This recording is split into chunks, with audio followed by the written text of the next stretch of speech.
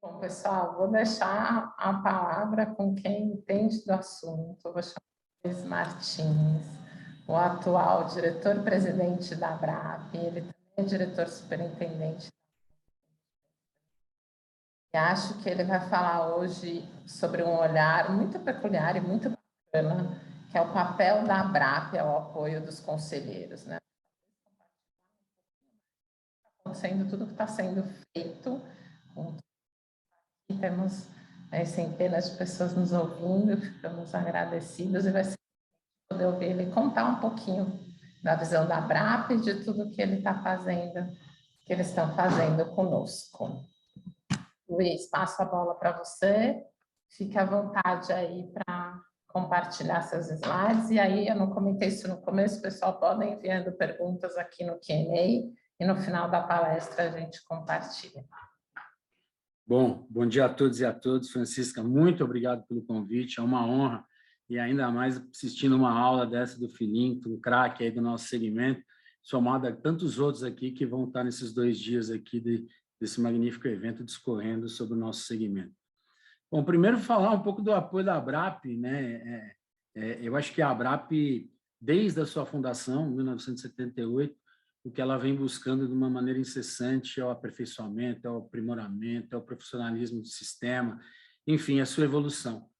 Confesso para você, Francisca, que nem eu, né, eu entrei no sistema em 1991, ainda na Fundação CESP, fiquei lá um longo período, mas nem eu, desde então, no segmento, não imaginava que a ABRAP tivesse esse gigantismo de representatividade que ela possui.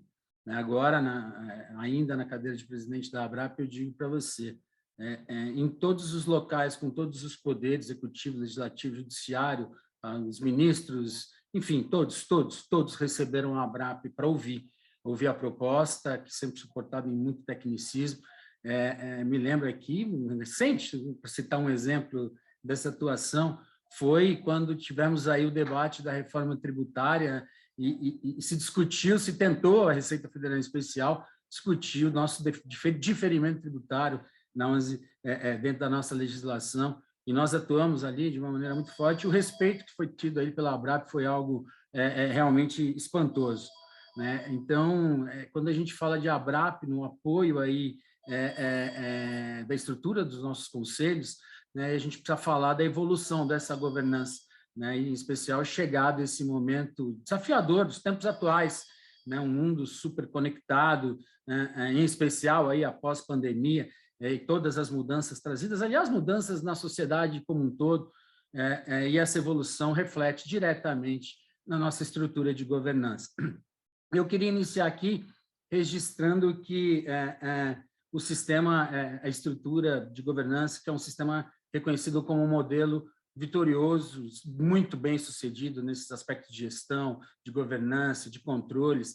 Esse sistema dessa história aí de mais de 43 anos de sucesso, sólido, solvente, né? Cumpridor pontualmente da sua finalidade maior, que é pagar benefícios, do sistema dar proteção social. Então, aí eu não canso de dizer isso, o sistema vem pagando aí quase R$1 bilhão aí para aproximadamente 1 milhão de assistidos, de aposentados, pensionistas, enfim, dos nossos participantes, acumulando aí mais de 1 trilhão e 300 bilhões, quer dizer, é um sistema que tem que respeitar, é um sistema que gera riqueza para o país, que é sim, e agora mais do que nunca dentro desse momento, um sistema que é parte da solução dos problemas sociais que o Brasil tem, e são muitos, e os problemas macroeconômicos, enquanto nós, investidores institucionais. Uma história, preciso dizer, que muito nos orgulha, né? É verdade que esse segmento, pelo seu próprio gigantismo, ele teve problemas, né?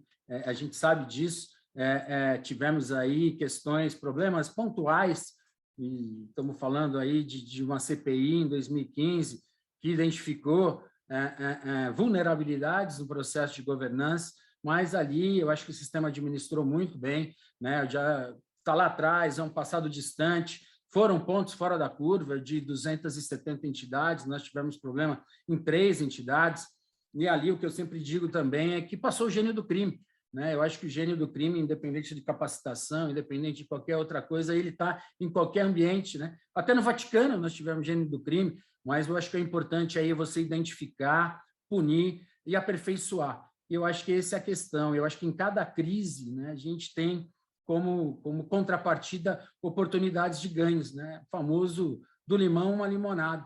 E aí eu cito o exemplo, por exemplo, da CPI, que, de novo, não é novidade para a gente, em 95 tivemos a primeira, e da CPI de 95 surgiu a emenda constitucional número 20 de 98, constitucionalizando o nosso sistema, modernizando o nosso sistema. Na CPI de 2005, né, de 10 em 10 a gente tem uma, ainda bem que na minha gestão não tivemos, né, na CPI de 2005 nós tivemos a criação da Previc, um órgão importante, uma autarquia, é verdade, gostaríamos que fosse uma agência, mas uma autarquia que vem cumprindo de maneira brilhante o seu papel de supervisionar e fiscalizar o nosso segmento. Desde então, né, desse momento delicado que o sistema passou, a gente aprimorou a governança, né? Hoje o segmento tem um arcabouço legal e regulatório moderno, é uma referência internacional, né, tem dado aí crescente atenção ao incremento, à blindagem dessa governança, né, e eu acho que tudo também começa, né, quando a gente fala de governança, da nossa antiga e muito atual resolução número 13, eu acho que uma resolução que trouxe aí um outro modo de ver dentro da regulação, né, um sistema que implementou desde a 13 um mapeamento de processos e controles internos tão fundamental, né, na estrutura, no fluxo de processo das nossas entidades. Desde então, também passamos a adotar ferramentas sofisticadas de controles de riscos junto com o casamento dos ativos e do próprio passivo, nossa ALM, né, tudo isso foi um processo evolutivo, foi adotado um modelo internacional mencionado, recomendado pelo Banco Mundial, que é a supervisão baseada em riscos, consagrado internacionalmente, e aí também trazendo para a gestão, né, a gestão baseada em riscos, onde a gente vai antever problemas e corrigi-los, né, uma atuação muito mais preventiva do nosso próprio órgão de supervisão. Foram desencadeados, desde então, também inúmeros incentivos aos programas de educação previdenciária, né, um nível de transparência de informações para chegar ao participante com toda aquele rol de informações, com toda a transparência. Aí nós tivemos a resolução 32, e se a gente for lembrar, o sistema, naquela oportunidade, um pouco menos de 30% das entidades ali ainda estavam discutindo ter um site, né? Então, aí a gente precisou realmente desse processo de aprimoração e tratando com muita prioridade também nesse processo evolutivo, a qualificação, a certificação, a habilitação dos nossos dirigentes, dos nossos conselheiros.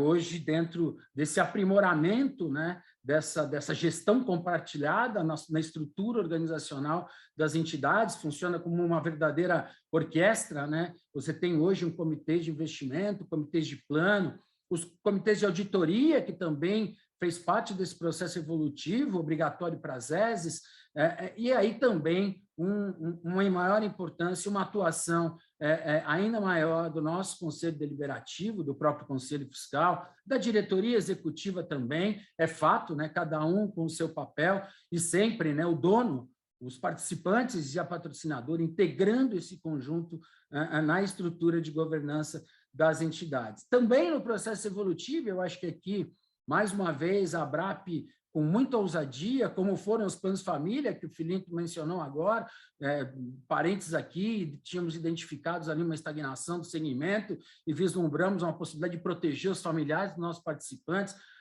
Nessa ousadia, nesse momento, alteramos o nosso estatuto da ABRAP, que não é fácil, né, à luz dessa representatividade dessa nossa entidade, e dentro dessa mudança criamos os planos família no fomento, e é um caso de sucesso, como o Felinto mencionou. Mas também fomos aprender, na verdade, a autorregulação, né? O propósito aí de uma colaboração da sociedade civil na continuidade desse aperfeiçoamento, no incremento da credibilidade, né? Agregando valor, criando regras próprias para o próprio segmento sabe das suas dores.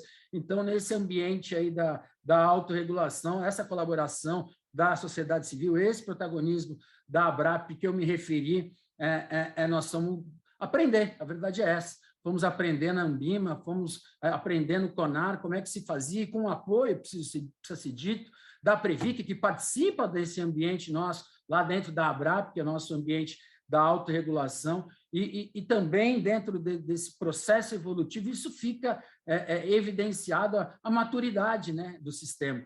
Eu acho que avanços expressivos dentro dessa estrutura de governança, nessa qualidade de gestão, tem muito dentro dessa colaboração que foi dada com a autorregulação.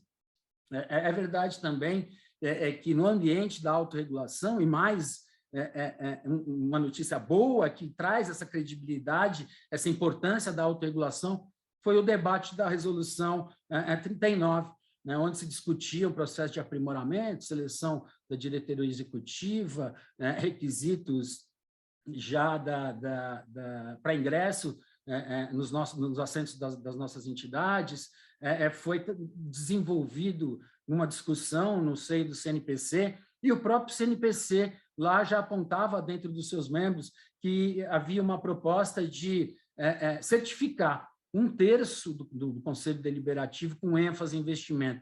E dentro dessa proposta, nesse diálogo franco, maduro, com o nosso órgão de regulação e também com o nosso órgão de supervisão, se retirou dessa proposta, tamanha a dificuldade nesse momento de implementar. A gente sabe, esse processo de evolução é contínuo e muitas das vezes lento, mas eu acho que já vai chegar o momento de nós termos aí um ambiente no Conselho Deliberativo especializado também com ênfase em investimento, mas retirou-se dessa proposta de resolução da 39 para justamente, né, seguindo uma recomendação, uma sugestão, melhor dizendo, de um conselheiro do CNPC, conselheiro que integra o governo brasileiro, para que esse assunto fosse tratado nesse ambiente da autorregulação da ABRAP, e o que muito nos orgulha, né? Hoje a autorregulação está no seu 3º código, temos um primeiro código que foi trabalhado também, fruto desse processo evolutivo, desde esses momentos tormentosos, que, de novo, foram bem administrados,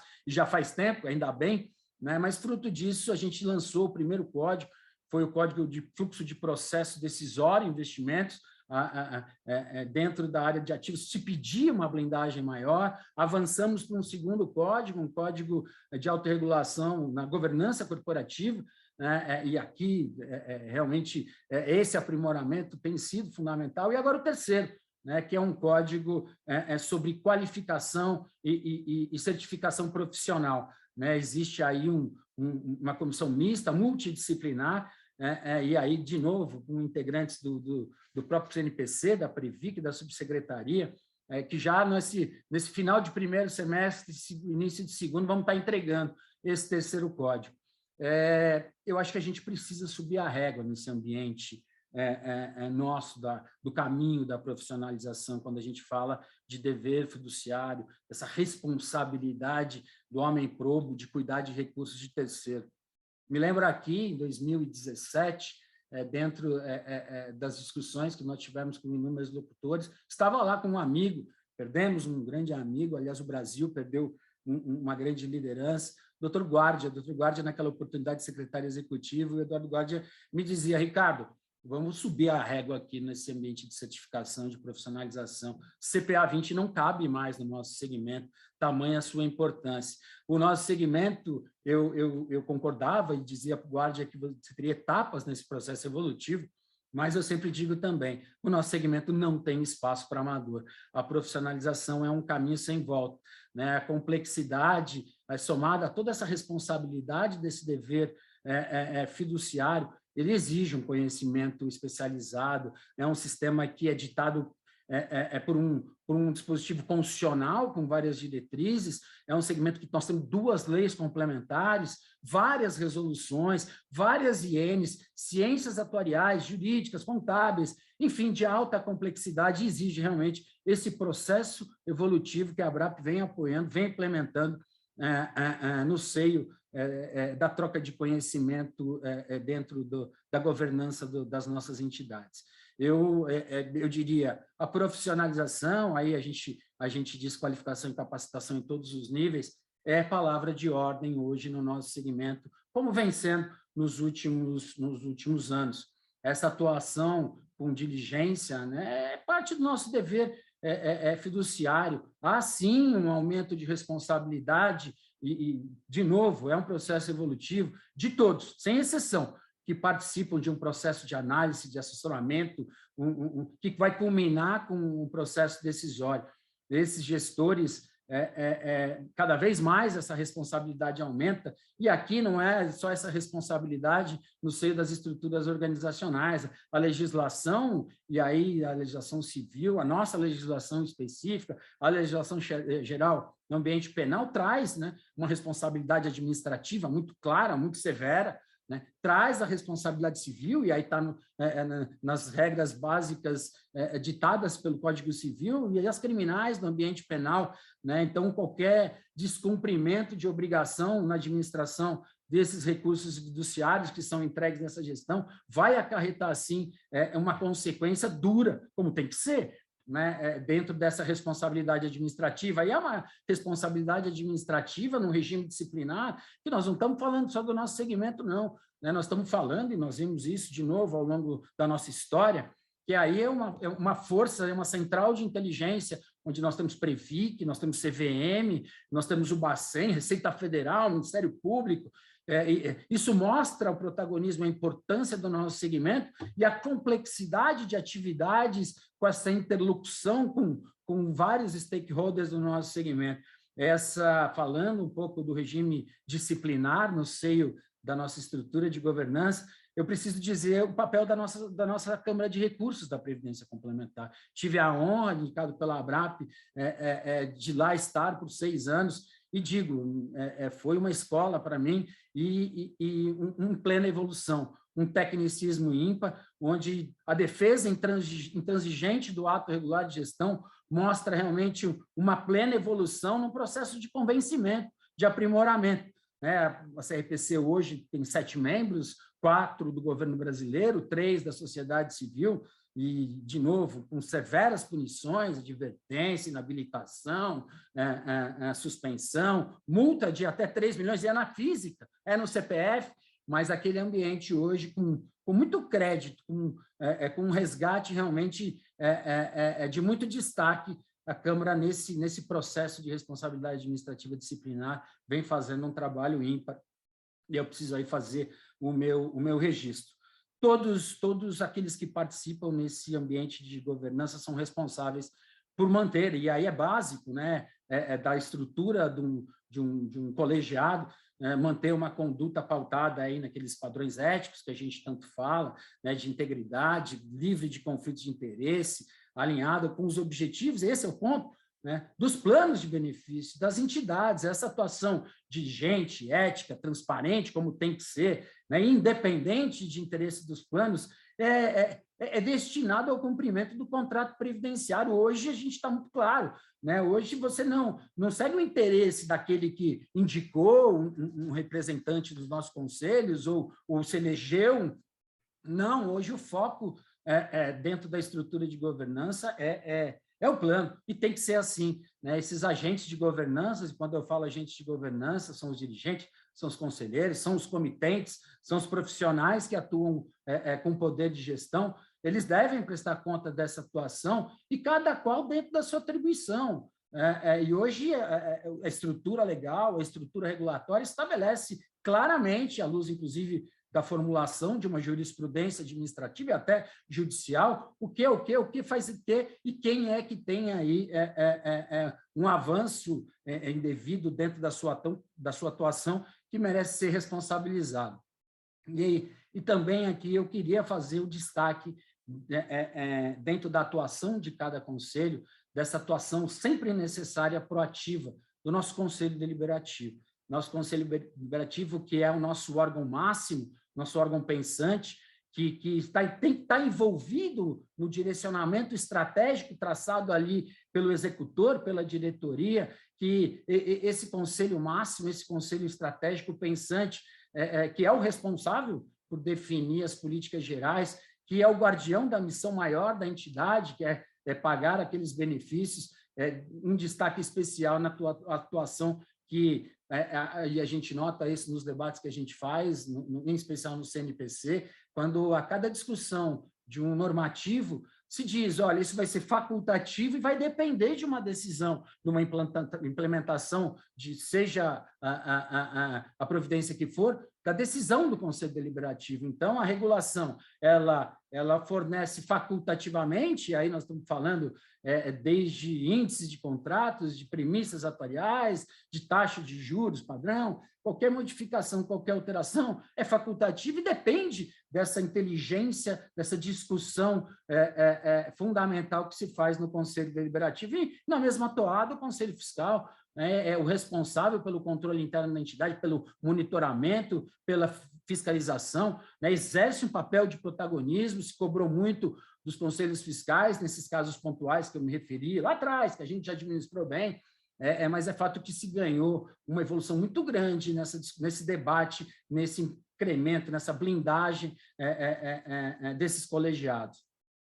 Cada um, penso eu, tem um papel muito definido, né? E quando a gente fala que o profissionalismo é a bola da vez, o profissionalismo hoje é palavra de ordem, ele está presente em cada atuação de cada um desses órgãos, né? E para isso, para a busca de uma capacitação, para a busca da troca de conhecimento, para a busca de um aperfeiçoamento de conteúdos, criamos a Uniabrap, né, a nossa universidade corporativa, hoje um caminho sem volta, criamos lá dentro dessa ideia de trazer mais credibilidade, de levar o conhecimento, influenciar um alto desempenho dos profissionais do sistema, levando conhecimentos através de mentores de referências aí do nosso segmento, e acompanha o dinamismo do sistema, né? Então, hoje a Uniabrap ela vem aí realmente dando luzes a esse processo de profissionalização, e você tem uma ideia, hoje, Francisca, nós temos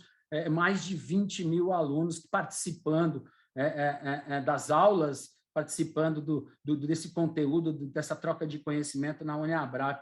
Tivemos aí, a pandemia reforçou muito isso, como o próprio Felinto já apontava, tivemos 8.000 inscrições no ensino à distância, né? Nós estamos hoje desenvolvendo projetos em company dentro desse aperfeiçoamento para os conselheiros, para os dirigentes, dentro das entidades, já tivemos mais de 170 projetos desenvolvidos aí em parceria com as nossas associadas, estamos fazendo um MBA, estamos na 8ª turma de MBA, então, já aí pensando muito no mestrado, com grandes parceiros, né? Então, esse projeto desencadeado aí nessa profissionalização pela Uniabrap muito nos orgulha, e em especial também falando aí desse projeto da Previdência Coisa de Jovem, né? Levar a consciência da Previdência desde cedo para esse jovem, né? E aí uma parceria com o CIEE presente aí nas redes sociais, no nosso congresso, aliás, nosso congresso já confirmado em uma formatação híbrida aí para 19, 20, 21 de outubro, fica o convite. Nesse processo, nós vamos estar falando muito também de capacitação, a Uniabrap vai estar presente, como vai estar presente também a estrutura de certificação, que nós somos aí dentro do Grupo Abrap, né, desenvolver através do nosso ICSS. O ICSS hoje ele busca desenvolver e promover a manutenção dessa certificação. A Uniabrap capacita, o ICSS certifica por meio de processo de educação continuada, tínhamos aí uma certificação por experiência, agora só no momento dessa educação continuada, agora para os novos conselheiros, por força dessa modernização no ambiente regulatório, hoje a certificação é por prova, né? É uma exigência aí regulatória, mas preciso dizer que o ICSS, nessa busca da certificação, já certificou mais de 9.000 profissionais, recertificamos mais de 5.300 profissionais. Então, nesse processo, realmente, a gente nota que há, inclusive, uma mudança, hoje, cultural até. Hoje, os nossos colaboradores, os nossos conselheiros, eles vão buscar a certificação na busca pelo conhecimento mesmo. Não, preciso certificar porque eu preciso sentar na cadeira, não. Eu quero certificar porque eu quero aprender, eu quero aumentar a minha dose de conhecimento desse mundo. Passando um pouco pelos novos tempos, como o Felipe estava dizendo, nós estamos realmente vivendo um momento de uma sociedade mutante, né, que pede uma rediscussão do desenho do nosso segmento, pede um novo posicionamento até no nosso ambiente de governança. Hoje, temos aí conselheiros independentes, e vamos estar aqui um grande especialista, que é o Helder, um dos maiores especialistas que desenvolve essa atividade profissional, né? Precisamos ter esse profissional sentado. Isso não se falava há 5 anos atrás. Isso é um processo realmente de mutação, de evolução da sociedade em geral e que traz para o nosso sistema.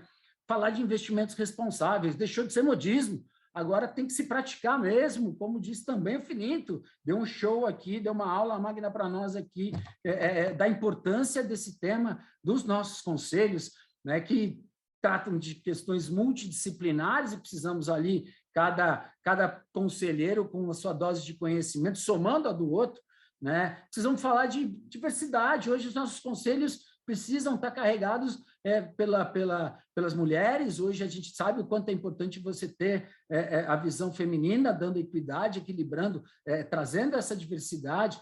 Transformação digital hoje nos nossos conselhos. Até outro dia, a gente tinha que ter motoboy colhendo assinatura de conselheiro, e a pandemia hoje mudou tudo, né? A gente sabe a dificuldade de uma adaptação rápida para aqueles que têm um maior distanciamento do mundo digital, mas todos nessa transformação digital, numa proatividade, hoje estão atuando, né? A comunicação, também o Filinto mencionou, né? Hoje, ferramentas de linguagem fundamental para se chegar à informação, para se dar transparência. O sistema, penso eu, Francisco, que vive um momento muito desafiador, e aqui focando muito na questão da estrutura de governança, porque o momento desafiador é esse que 1 ano atrás, ainda no evento aqui da TAG, nós estávamos falando de taxa de juros de 2%, né? Não tínhamos inflação, hoje a gente tem inflação, tem taxa de juros, tem guerra, né? Então, quando a gente fala no momento desafiador, eu acho que o segmento hoje tem que focar, o sistema hoje ele tem que se dedicar a manter tudo isso que ele conquistou ao longo desses 43 anos, numa história de sucesso, de referência, repito, pagar R$1 bilhão para quase 1 milhão de pessoas, exige o respeito desse segmento, mas esse é o nosso estoque, que precisa ser mantido, essa discussão da profissionalização tem que ser investida e aprimorada cada vez mais, mas nós precisamos também, no próprio ambiente da governança das nossas entidades, renovar,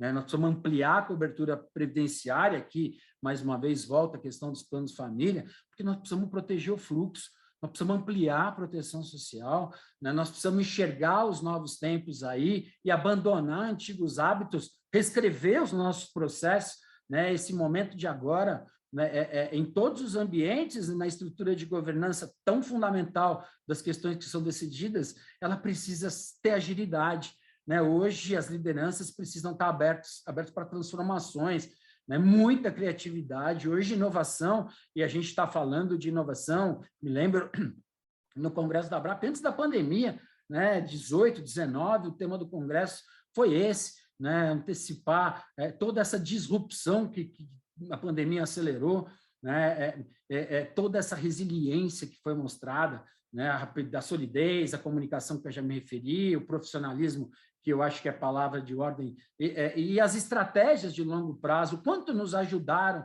a enfrentar e superar, e em especial essa última crise da pandemia, e superamos todas as expectativas, né? É um segmento que, dentro desse momento de ousadia, de revitalização, ele está pedindo uma mudança de mindset dessas lideranças, né? Uma nova visão de negócio, né? O sistema precisa reinventar o seu negócio, né? Cuidar do estoque, repito, um perfil de trabalhador, de participante, como eu, né? A gente queria entrar no primeiro emprego, a gente queria segurança, né? Queria receber ali o 13º, fundo de garantia, carteira assinada, e ficar muito tempo no nosso empregador. O Filinto disse já, não é mais assim, né? O milênio hoje pensa diferente, né? Então, desse processo de reinventivo, nosso negócio que tem amarras, que é tradicional, ele precisa realmente pensar fora da caixa, e isso cabe um início nesses formadores de opinião que são as lideranças. Hoje o sistema está falando de cultura comercial, em todos os debates que a ABRAP traz, nos diversos fóruns, né? Nós estamos focando o cliente, nós estamos falando em venda, né? Isso o sistema não admitia tempos atrás. Esse desafio de pensar fora da caixa, de acompanhar esses novos tempos, de pensar nessa nova relação de trabalho, de novo, não temos mais essa relação tradicional de trabalho, né? Aliás, a pejotização hoje o jovem trabalhador sai da faculdade e já PJ de si mesmo, né? Dentro dessas novas relações. A gente sabe, há quem diga que a gente não vai ter mais emprego, né? Vamos ter trabalho, vamos ter serviço. Me lembro aqui de uma palestra do professor Zé Roberto Afonso da Unicamp, que assim o dizia. Como é que nós vamos alcançar esse PJ, aquele que está no MEI, aquele que tem condições de poupar, né? Então, eu acho que essa mudança de nova cultura, de revisitar modelo de negócio, o papel dos conselheiros, das lideranças, tem sido fundamental. Dentro de repensar um novo modelo de negócio, uma nova previdência para esse jovem, para esse milênio, mais simples, mais flexível, com visão moderna. Eu me refiro aqui, por exemplo, à construção de um novo plano, que foi o Previsonho, né? A gente tinha esse novo desenho e de braços dados com a Previc e construímos o Previsonho para estar dentro do bojo da criação dos planos de família, para fazer essa leitura desse novo trabalhador, né? Precisamos revitalizar esses produtos, de novo, sempre cuidando do estoque, mas preocupado com esse fluxo de novos produtos, de serviços para atender uma nova geração. Nós temos aí, repito, um jovem trabalhador mais consciente que cobra posicionamento e investimentos responsáveis. Ele sabe fazer conta no ativo digital. E também, se não for com muita evidência, vista o incentivo que ele tem de renunciar, e previdência complementar é isso, né? É renúncia de um consumo imediato para gozo de um benefício futuro. Se ele não enxergar a vantagem de renunciar, o incentivo que ele tem que ter, aí nós estamos falando de incentivo tributário, sim, e a BRAP tem várias propostas nesse sentido aqui, não vamos entrar nesse tema que é um outro foco do fomento, mas alíquota zero para quem poupar mais de 20 anos, por que não? Nós precisamos ter o mesmo tratamento para aquele que faz a simplificada, que tem as abertas, né? Então, hoje, de novo, esse jovem, se ele não enxergar esse incentivo, fica difícil vender um plano de previdência. Precisamos de políticas públicas nesse sentido, abastecendo. Essas medidas inovadoras, né, para ampliar essa cobertura, para sensibilizar hoje o cliente sobre a importância de construir uma reserva adequada, e tudo isso passa nesse debate dos grandes fóruns, dos grandes colegiados da entidade, porque todos daqueles que têm condições em especial precisarão ter uma maior preocupação de como organizar sua vida financeira. Cada vez mais o Estado se retira da sua grande condição de provedor da previdência pública, né, e transfere para o sujeito, para o indivíduo, para o trabalhador, para o jovem trabalhador, essa responsabilidade de fazer a sua poupança previdenciária. Nós temos esse papel de disseminar, de desenvolver, de educar, né, de prover uma proteção adequada ao maior número de pessoas. Esse foi o mote quando a gente alterou o Estatuto da ABRAP e viabilizamos os planos de família para aquelas entidades que tinham esse interesse. Essa história de sucesso, né, nós temos inúmeras janelas de oportunidade. Reforma da Previdência, eu acho que foi esse debate, que houve uma conscientização, né, da sociedade e houve um apoio, né, porque se não tivesse apoio não teria sido aprovado no Congresso, mas houve realmente, aguçou, disseminou a preocupação com a longevidade. A notícia é boa, mas a reforma da Previdência também trouxe a preocupação de que as pessoas vão ter que trabalhar mais tempo, vão ter que contribuir mais para o regime geral e vão receber menos. Ora, como é que eu vou viver mais tempo com a longevidade, que é a boa notícia, recebendo menos? Eu preciso ter qualidade de vida, saúde, lazer e etc. Construir esse novo modelo de negócio, porque nós temos uma demanda reprimida, né, mais aderente a esse mundo pós-pandemia. Preciso dizer, a pandemia também é uma janela de oportunidade, foi dura, triste, cada um tem essa história, eu sempre digo isso também, perdi meu pai na pandemia, mas aguçou também a preocupação com os demais familiares, né, com os nossos filhos. Enfim, eu acho que a pandemia também trouxe, e aí o crescimento do mercado segurador mostra isso, a busca da proteção. Quebrou-se o tabu de falar da morte, né? Hoje, todo mundo está com medo da morte, né? Antes ninguém falava isso, então eu acho que o segmento contribuiu muito para levar essa proteção, e temos essa janela de oportunidade para incentivar, né, uma poupança de longo prazo. né, para renunciar a esse consumo, né, o uso intenso da tecnologia que a pandemia tanto nos ensinou, adiantando toda essa discussão. A comunicação, me referi a ela, a importância dessa comunicação direta, como o sistema aprendeu isso hoje, dentro desse processo evolutivo, a chegar a informação para o participante de todos os dados desse contrato previdenciário de 50 anos. Hoje, o participante tem 25 anos acumulando, mais 25 anos gozando de benefício nessa relação de longuíssimo prazo, onde a segurança jurídica é fundamental, mas a transparência, a credibilidade que o participante tem e mostra isso, né, porque o crescimento dos planos de família é justamente focado nessa confiança que o participante tem diretamente com a sua entidade, porque é cumpridora pontual, né, da sua obrigação social. É verdade que eu acho que também a transformação digital, somada ao uso intenso de tecnologia e essa comunicação eficaz, essa transformação digital hoje ela deixou de ser diferencial, né? Eu acho que a transformação digital que hoje os colegiados vivem, que as entidades vivem, esse processo de agilidade, de discussões, deixou de ser esse diferencial, como me referi, competitivo. Hoje é uma necessidade, é questão de sobrevivência, né? A gente sabe a dificuldade hoje que as entidades têm em termos de custo, em termos de buscar um nível de sustentabilidade, e o quanto isso vem nos ajudar a trazer aí, e o sistema tinha uma defasagem nesse ambiente tecnológico, e por isso que até hoje nós estamos falando de um hub criado no seio da ABRAP, né? O primeiro hub da Previdência Privada para trazer soluções aí para as nossas entidades, para trazer soluções alternativas de decisões aí para os nossos conselheiros, para os nossos dirigentes, o quanto isso é fundamental. Fizemos um hackathon, né? A ABRAP, através da Conecta, que é nosso braço nesse ambiente de superconexão, fizemos um hackathon, mais de 400 pessoas participaram desse hackathon, do mundo inteiro, todos os estados do Brasil representados. É disso que nós estamos falando, desses novos tempos, né?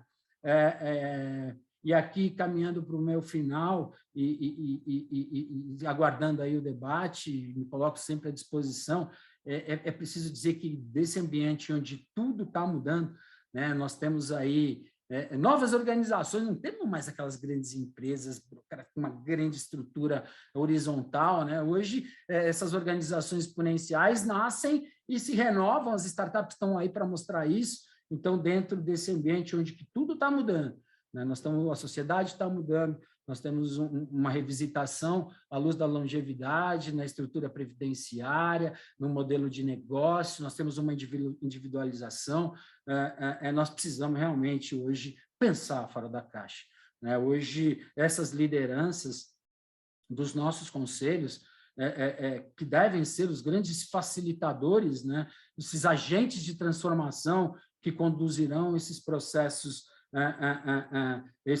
nesse novo ambiente, eles realmente precisam estar acompanhando enquanto formadores de opinião, disseminarem tudo isso na estrutura, porque todos na estrutura têm que estar aí focados em pensar fora da caixa, mas dentro da estrutura piramidal, as lideranças são fundamentais, repito, como agentes de transformações. Formadores de opinião, referências, né? Essa capacitação, essa profissionalização, hoje, os nossos conselhos são nossas referências estratégicas naquelas decisões dentro das entidades. É verdade também que o segmento hoje ele está vivendo um ambiente competitivo como nunca se viu, né? A gente tem hoje uma competição dentro do nosso próprio segmento, a heterogeneidade mostra isso, temos os fundos instituídos, temos os fundos de servidores públicos, 108, 109, enfim, hoje o sistema de entidades grandes, entidades médias e pequenas, essa heterogeneidade, à luz dessa janela de oportunidade que a emenda constitucional número 103, com a reforma da Previdência trouxe, em especial no ambiente dos entes federados, essa competitividade hoje exige, né, essa revisitação, nesse fluxo, nesse novo modelo de negócio, mas Eu não me preocupo, com toda a sinceridade para você, como a gente vê aí em alguns comentários, uma competição com as abertas. As abertas não querem fazer gestão previdenciária, que é aquilo que é a nossa expertise, levar a proteção social. As nossas concorrentes estão muito mais vinculadas às fintechs, às prevtechs, às plataformas. É isso que a gente tem que estar atento. E aí uma exigência maior para a gente emergir nesse mundo dessa hiperconexão, nesse mundo tecnológico. Mas eu encerro dizendo que o segmento, com toda essa história de sucesso, de liquidez, e a pandemia mostrou quanto o sistema é resiliente, nós não temos medo da concorrência, porque a gente sabe que a história de solidez mostra que o sistema é cumpridor, pontualmente, da sua missão maior, que é levar benefício aos nossos mais de 4 milhões de participantes direta e mais de 7 milhões de participantes indiretamente falando. É um pouco disso. Mais uma vez, obrigado, Francisca, pela oportunidade da gente aqui estar falando um pouquinho no meio de tantos craques aqui do nosso segmento. E eu estou à disposição, a Abrap está à disposição. A gente quer realmente conduzir, encaminhar, como sempre, para o aperfeiçoamento do nosso segmento. Obrigado mais uma vez. Nós que agradecemos, Luiz, que ótimo ouvir. É engraçado que eu confesso que eu fico pensando várias vezes, esse assunto precisa falar com a Abrap, se envolver a Abrap, mas é tão mais amplo do que geralmente eu penso, né? Vai tão além do que esse escopo, e eu acho que sim, que cuidar dos benefícios de 4 milhões de reais, mas não, penso que o nosso papel é ainda maior, né? Nós, de todos aqui que estamos assistindo juntos, que é cuidar quase da sobrevivência do país, né? Quando a gente pensa na poupança que esse sistema gera, que é de fato, né? Acho que a única poupança de longo prazo que existe. O único veículo. A Previdência é o único veículo, então ele tem um fomento muito essencial em uma série de questões. A seguir a gente vai ter o Lúcio, então já vou fazer uma provocação para ele, mas começar com uma pergunta para você, que é um pouco, eu não digo que ela é capciosa, né, mas ela é ardilosa no sentido de que eu já sei que não existe uma resposta única, né, mas ouvir um pouquinho a visão da Abrap, muito da sua experiência. Eu acho que a gente tem um maior desafio, a gente não, porque eu só me adapto a ele, mas vocês, o órgão regulador, enfim, todo mundo aqui que brilhantemente vem conduzindo esse segmento, que é não pesar a mão de mais e nem de menos para a sobrevivência do nosso sistema, né? Como a gente falou, esse é um sistema que vai fazer toda a diferença daqui a 50 anos na economia do Brasil. Se hoje ele é essencial, eu não tenho a menor dúvida de que daqui a 50 anos ele vai ser quase que um fomentador gigantesco da economia. Eu tenho certeza que ele vai estar aqui daqui a 50 anos.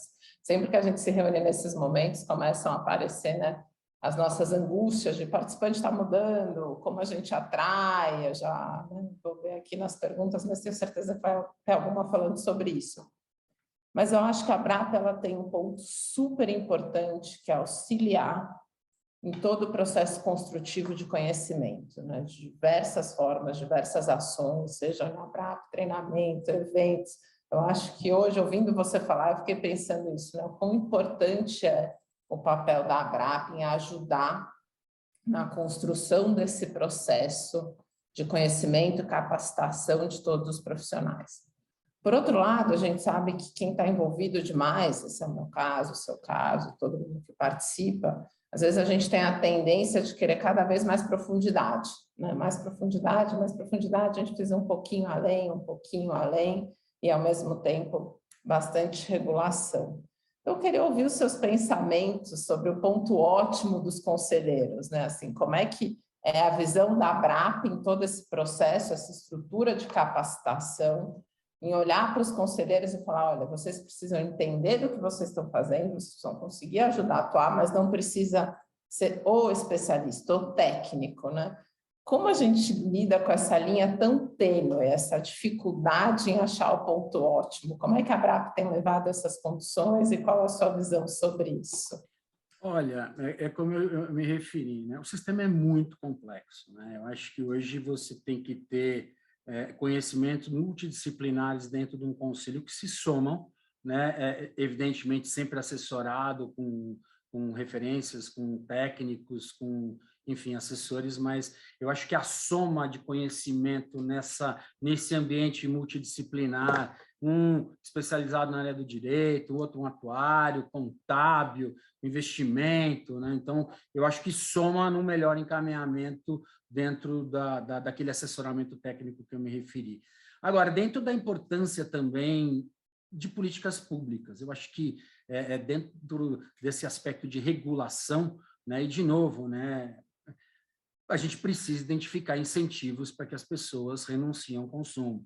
Esse precisa ter na pauta, precisa estar na pauta dos interlocutores do Estado, né? Eu acho que a gente nunca teve um relacionamento tão franco, tão aberto, com um diálogo construtivo, como a gente tem com o Lúcio está aqui presente, eu sempre falo isso em público, como a gente tem com o CNPC, com o Nalo, que é o nosso presidente do CNPC, porque eu acho que a sociedade civil vai pautar realmente o governo brasileiro daquelas questões de Estado, né? Porque nós estamos falando de questões de Estado, né? Daquelas questões de Estado fundamentais para esse crescimento. Então, eu diria para você que, com muito tecnicismo e com um conhecimento multidisciplinar desse órgão de inteligência que são os conselhos, e aí o deliberativo e o fiscal independente, a gente vai conseguir pautar e implementar medidas que tenham aí o condão de incentivar essa poupança de longo prazo, que, como você bem destacou, é o único veículo, e a gente poupa muito pouco, né? A gente precisa poupar mais, a gente sempre diz isso, e poupar melhor, né? Em especial num momento desse, onde as pessoas pedem proteção. Tem mais duas perguntas aqui, eu vou começar com uma. Quero ouvir aqui excelentes materiais também, iniciativas em relação ao Comitê ESG. Eu acho que o Felinto comentou muito aqui da tendência global, em termos regulatórios, em termos de ações de fato e assim por diante. E a gente tem diversos estudos e pesquisas que mostram como os investidores institucionais, eles são os pioneiros e os maiores fomentadores desse investimento responsável. Então, eu acompanho bastante, acompanho os painéis e os excelentes materiais que a Abrap produziu sobre isso, inclusive sobre pesquisas recentes, mas eu queria saber que você compartilhe um pouquinho com a gente o que mais tem sido feito de iniciativa em relação a isso, como é que é a visão da Abrap, do seu papel em auxiliar os fundos de pensão a conduzirem as questões de investimento responsável, sustentabilidade interna, enfim, parcerias, porque eu acho que não é todo mundo que está aqui que sabe a quantidade de material e ações que a Abrap também tem feito nesse sentido.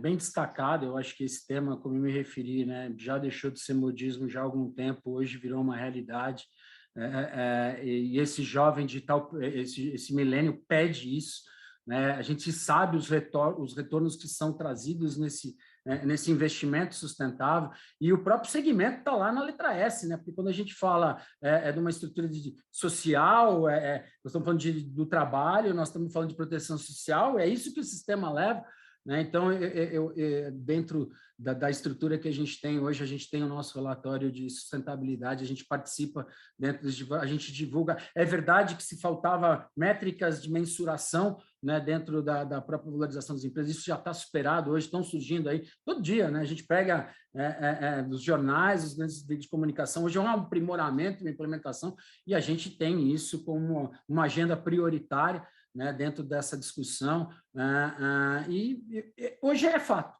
hoje as entidades estão praticando, hoje a gente vê aí fundos no exterior, até dentro dessa estrutura, né, de investimento responsáveis, e esse debate está presente, e é um caminho sem volta, eu acho que faz parte desse processo evolutivo, e os investidores institucionais estão procurando isso, porque a gente sabe que não é só buscar dentro da valorização de uma empresa suas demonstrações contábeis, não. São suas atitudes, as suas práticas, né? Aquilo que você, dentro do próprio comando das empresas, está se conduzindo aí nesse foco do investimento responsável. Ótimo. E aí a próxima você já falou bastante também, tem, né, duas perguntas nesse sentido, mas acho que vale, eu vou complementar ela um pouquinho, pedindo para você dar também um pouco da sua opinião pessoal. Existe sempre essa percepção, como a gente comentou no começo, que é mais difícil a gente conseguir angariar participantes. Eu, com a minha, né, humilde experiência atual, eu tenho visto cada vez mais, quando a gente olha para os passivos, a aderência de participantes aos planos é maior, percentualmente. Quando eu comecei a fazer análise da população, lá para rodar a alocação estratégica dos planos CDs, há 10 anos atrás, era frequente a gente entrar numa empresa e ver, às vezes, 70% de aderência, 80% de aderência.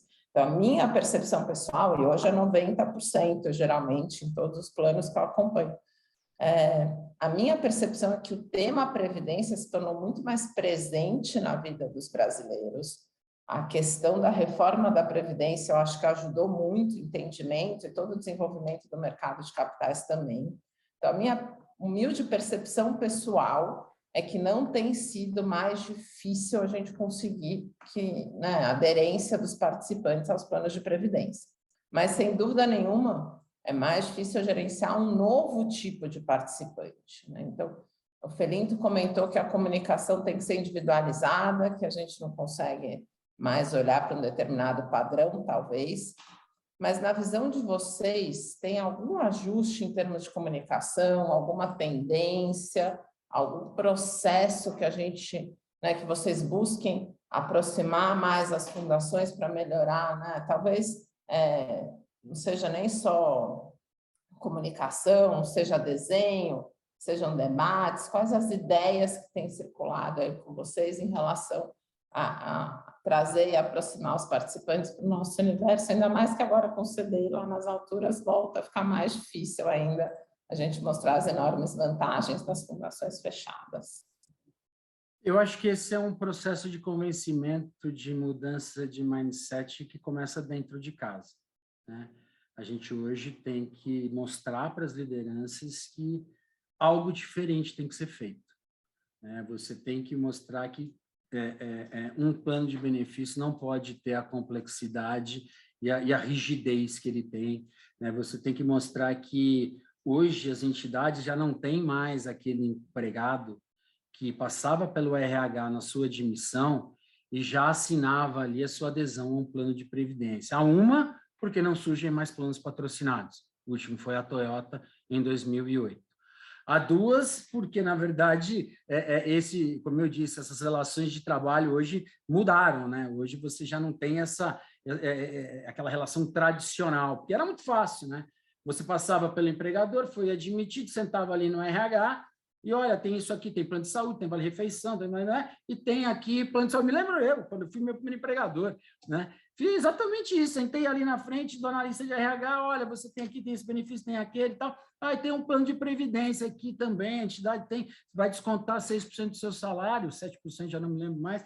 Mas eu falei, pô, eu nem recebi o meu primeiro salário, você já quer me descontar? Então, não, eu vou pensar. Ela falou, opa, você vai pensar sabendo que o empregador também coloca o mesmo percentual, quer dizer, não tem investimento melhor. Se você sair para pensar e não assinar isso agora, você não vai ser admitido. Então, era uma inscrição forçada, a gente que lutou tanto e luta pela inscrição automática, eu acho que é um pouco disso, né? A gente precisa realmente pensar fora da caixa. As coisas mudaram.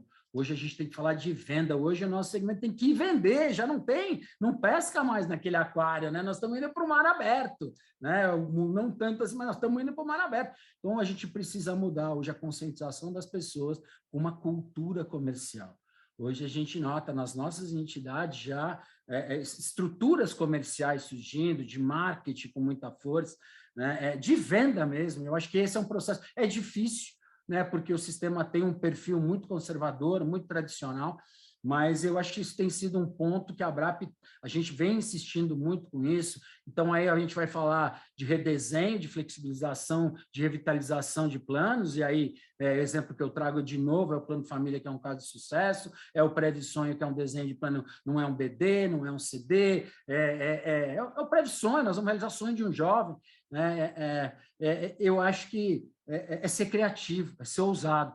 né? Então, acho que isso tudo começa dentro de casa, né? Então, a gente tinha assim, um diagnóstico muito complicado do sistema uns 10 anos atrás, de estagnação, de preocupação, e hoje, e o Lúcio está ali, inclusive, porque não me deixa mentir, hoje o cenário é outro. Né? Hoje a gente está levando proteção aos familiares, os planos de família está aí. Hoje tem a Previdência Complementar do Servidor para 5 mil entes federados. Né? Nós temos aí um projeto de lei que vem no bojo dessa discussão de incluir as abertas na gestão dos entes federados, que a gente está ali contemplando bandeiras antigas do nosso ciclo, nós estamos falando de fomento. A Abrap tem uma proposta do Instituto Corporativo, né, que não traz as amarras do patrocinado, e a gente vem discutindo aí, estamos na prancheta, a gente vai e volta com a Previc para a prancheta para implementar, em que a entidade vai ser uma instituidora de um plano corporativo para aquele mundo empresarial que ela transita, né, para cedidos, para prestadores de serviço, para PJs, para empregados, sem as amarras que traz o plano patrocinado. É um processo de criação, né, uma criatividade muito grande, e ousadia. Se eu pudesse aqui resumir em 2 palavras, eu diria muita criatividade com muita ousadia. Vou até aproveitar para finalizar aqui a palestra com essas últimas 2 ótimas palavras e agradecer ao trabalho que tem sido feito pela Abrap, por você. Acho que realmente o sistema ao longo desses últimos anos fortaleceu de uma forma incrível e realmente os números que você citou e o momento que a gente está hoje nos coloca em outro lugar, e que seja assim pelos próximos 50 anos e muito mais. E com isso, Luiz. Eu que agradeço aqui mais uma vez a oportunidade. Estamos à disposição, né? Eu acho que a gente está vindo aí com o seminário de investimento, que já está bombando aqui em primeira mão para vocês, a TAG está lá com a gente. A gente está vindo com o congresso aí, realmente, o evento de investimento presencial, o congresso híbrido, para debater todos esses temas que a gente está falando aqui. Obrigado mais uma vez, Luiz. Obrigada, eu já estou preparando minha apresentação, adoro. Obrigado. Muito obrigada.